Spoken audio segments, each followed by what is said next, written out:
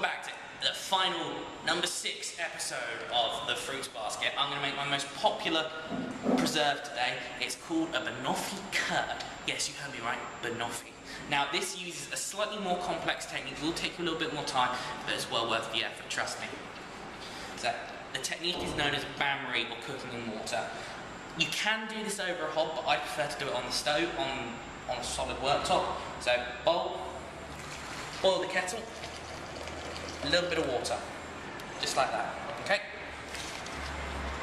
550 grams dark brown sugar, 4 bananas mashed. Take your bananas, and mix them in.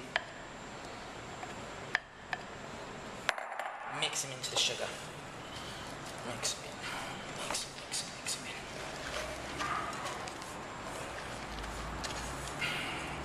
Mix them together. Now, I'd already pre-mashed the bananas, so they had gone a little bit grey in the fridge. I'd forgotten to cover them. But you know what?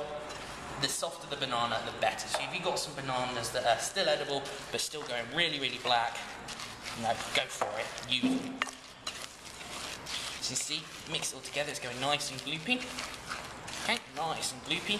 Gloopy, gloopy, gloopy. Looks like, well, tar or melted chocolate. That's good.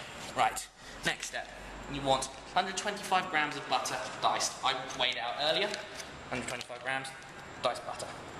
So just squeeze it into there. I've diced it because it will melt quicker that way. So, bowl in. Into the other bowl. Mix the butter into your banana and sugar mix, and you simply mix it in, and then you let the heat from the hot water melt the butter. Okay? Now, like I said, you can do this over a stove, but be careful.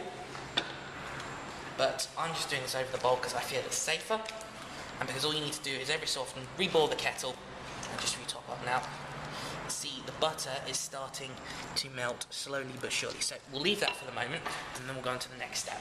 So, next step is 4 eggs, okay?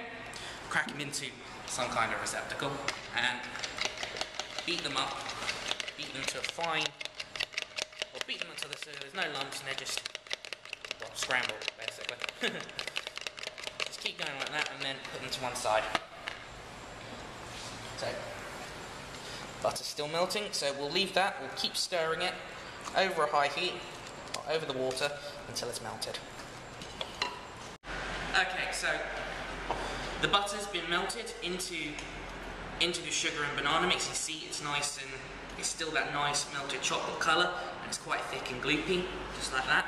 That's your base mix. Okay, so you've got the butter, the sugar and the bananas in there, okay? Still got the hot bain-marie bowl underneath. It's hot, so just do be careful when you're handling it. But just keep mixing it. It'll take a while to cook because it's not, like, it's a slower method of cooking. This is the longest recipe from the selection, but trust me, it's well worth it. It's a very, very nice recipe. But now the butter's melted in, and the sugar and everything's there, the 4 beaten eggs from earlier, and you just pour them in.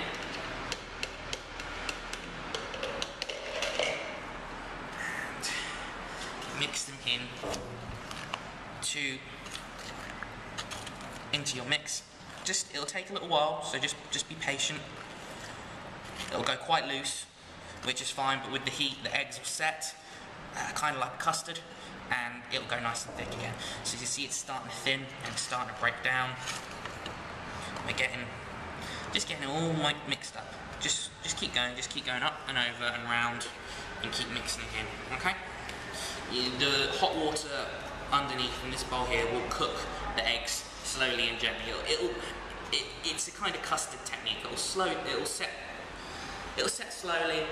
and it'll set over time. Like I said, this is one of the longest recipes in the collection, but once it's ready, it's nice and ready. Okay, stop. Okay, so about 20 minutes later, 20-30 minutes later, got about this consistency on the spoon. It's nice and gloopy. Now it looks quite thin, but the egg is cooked. Now all you need to do is leave it to cool in the fridge, and it'll settle quite nicely. Okay? So about 20 to 30 minutes underneath the bain-marie, well, on the bain-marie. Just keep stirring it, and it'll go up to about this consistency. And then all you need to do is bottle it and leave it to cool. Okay?